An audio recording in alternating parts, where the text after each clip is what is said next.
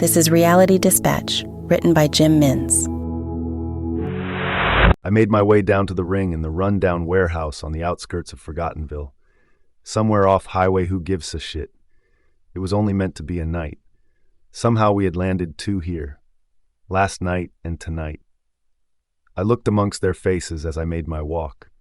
They looked like the same folks as the night before. I was promised a cut from the door. That was a month ago. I have yet to see a single dime. I wonder if I will. I made it clear to Mr. E. Bellwether that I would cave his head in if he even thought about flaking out on me.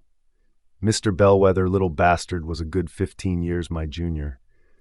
"The razor's edge," the ring announcer says as I make my way. I'm halfway down now. He should have said my name before I had exited the green room curtains. Amateur. I place a hand on the ropes, slide in between the top and the middle. I'm in, and I do my little jig. The same jog I did in front of 90,000 at the Sky Dome, 50,000 at the Garden, a lifetime ago. I am ready. I scream as they join in, hitting every syllable with the same ferocity as my own. My gimmick lives on, even if I won't.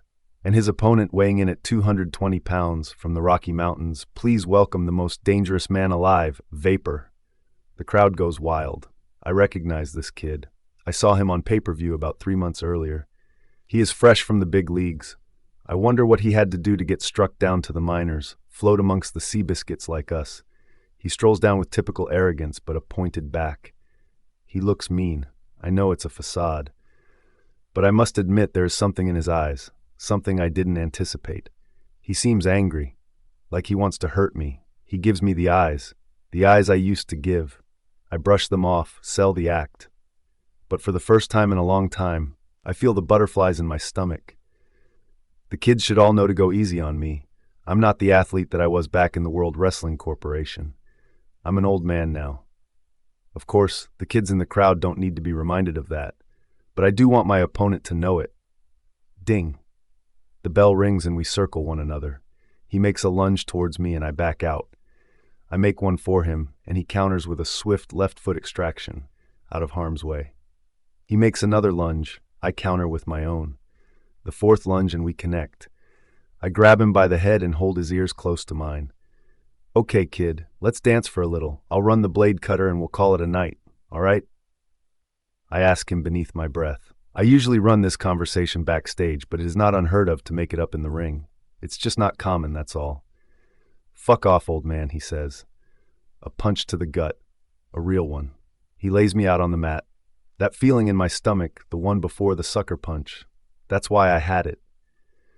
This kid did want to hurt me, and now he had.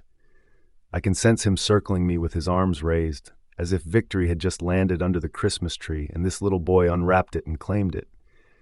"Bring me all the washed-up old superstars. I will destroy them all," he yells to the folks who have made it out to the shed that night. Fuck their legacy. I get to my knees, but I really don't want to. I want to just lay there until the pain drifts away. But the people are chanting and cheering, and I can't leave them hanging. From my knees, I strain to get one foot on the ground. Now I'm in this sort of half-kneel. That's when the closed fists begin to rain down on my head, clobbering away at the back of my skull, one after another. I think he got maybe 3 in before I collapsed to the floor entirely. This time, I wondered if I was getting up at all.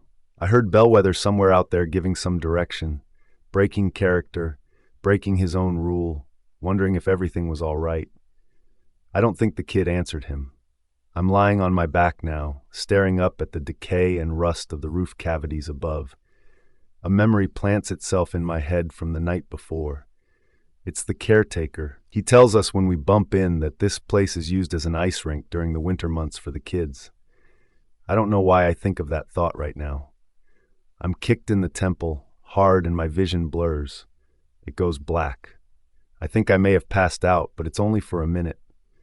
When I come to, there is a boot on my chest, and the kid is standing over me like Ali over George Foreman. He has his arms tilted in a muscle pose. The ref is down here with me, giving the count. 1, 2, 3. There is quiet amongst the crowd. They know what has gone on here. This wasn't right. The kid exits the ring and the boos begin. He brushes them off with equal aggression. I am helped to a sitting position by Bellwether and Marks, his second in charge. I'm sorry, Kelvin. I had no idea he was going to go off like that. I feel terrible, he begins to tell me. All bullshit, just doesn't want to lose me from the bill. Here I was thinking I was the main draw. Tell that to the green room and their pack of killers. I could have been killed. I berate him, but my mouth can't speak properly. I can feel a few of my teeth loosened. Maybe some are missing, but I can't tell how many. I know. Please, Kelv. Just not out here, okay? He pleads. I never not sell. I agree to take this out to the green room.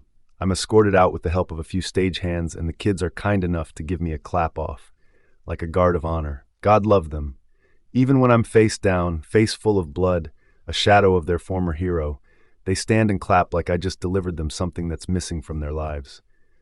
Well, they don't know it, but they just gave me something that was missing from mine. I begin to cry, not from the pain, but from their respect, their admiration. Backstage, and the kid approaches me as I sit by my locker, nursing my gut and sitting in a crouched position. Hey, champ, no hard feelings, huh? He tells me. I know how you guys like to pull out the surprises back in the day. I thought you'd appreciate some old school.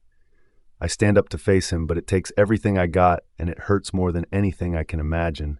And I've had 2 hip replacements, so I can imagine a lot. You could have killed me, you little bastard. I spit at him. His face turns to shock, as if he didn't expect me to have such a response. I thought you'd appreciate it, he says.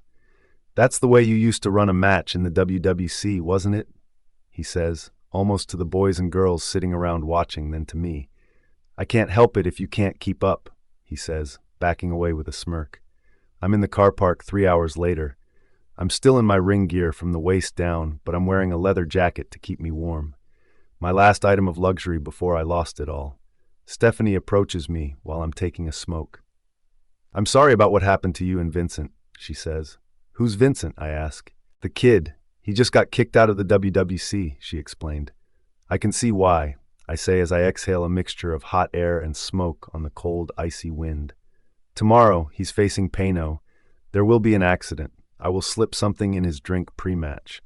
Pano will perform the chokehold. The kid won't wake up. The authorities will think it's a horrible accident. It may even garner some interest in our little outfit. We will have a tribute to Vapor, and the show will go on the following night. You may even make more money, she tells me. You seem suspiciously confident about all of that happening, I say with a raised eyebrow. She turns to leave. I thought you should know, is all she says as she walks off, leaving me alone with my sore body, bloody nose, and last smoke that is about to extinguish. I think about what she has told me. The confession. I don't know what to think of it. Maybe she's lying. Maybe she ain't. I think about warning the kid, but I got no phone. It's late and I don't want to make enemies with Stephanie. I say nothing. I sleep in my car, thinking about what she said. I'm waiting for tomorrow night, wondering if I'm well enough to perform, well enough to see if what she says will truly happen. I can't sleep, but my eyes are so weary.